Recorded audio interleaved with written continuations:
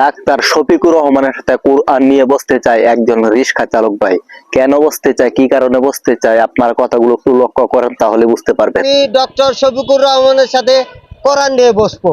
যে কোনো কোরআনের কথা আয়াত প্রচার করার সময় কোনো রাজনৈতিক দল সংযোগ করা হয়, এই কোরআনে যদি দেখাতে পারে তাহলে আমি ধরে নেব যে উনি মহান।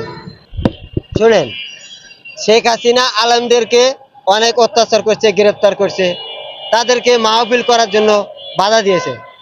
আপনি এটা যদি এখন কোরআনের অধীনে যান, আমি কোরআনের অধীনে বলি, এখন বিএনপি জামাত এরা যে মাহফিল করবে, কোরআনে মাহফিল করবে, মাহফিল করা ভালো কথা, কিন্তু ওরা যদি কোনো কোরআন, আমি ডক্টর শফিকুর রহমানের সাথে কোরআন নিয়ে বসবো।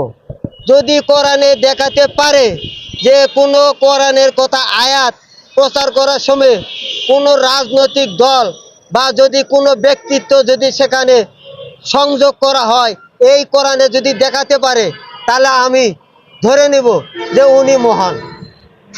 কোরআনে আল্লাহ তাআলা বলেছে যে আমি আদমকে সৃষ্টি করেছি, আদমকে সৃষ্টি করার পর এই পৃথিবী সৃষ্টি করেছি।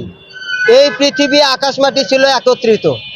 আদমকে সৃষ্টি করার পর আমি পৃথিবী বানাই, আকাশকে দেই উপরে, মাটিকে দেই নিচে। আমার আয়াতকে, আমার এই কোরআনের আয়াতকে কেউ স্বল্প মূল্যে বিক্রি করো না। কিন্তু এরা কোরআনের কথা বলে বিভিন্ন হাদিস তৈরি করে, এরা বই তৈরি করে, ফাজাইল হাদিস, ফাজাইল বই, তিরজিমি, এই অন্য বই হাদিস তৈরি করে তারা ব্যবসা করে।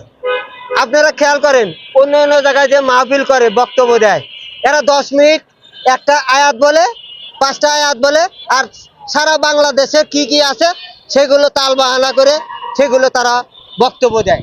আচ্ছা, এগুলো কি ঠিক?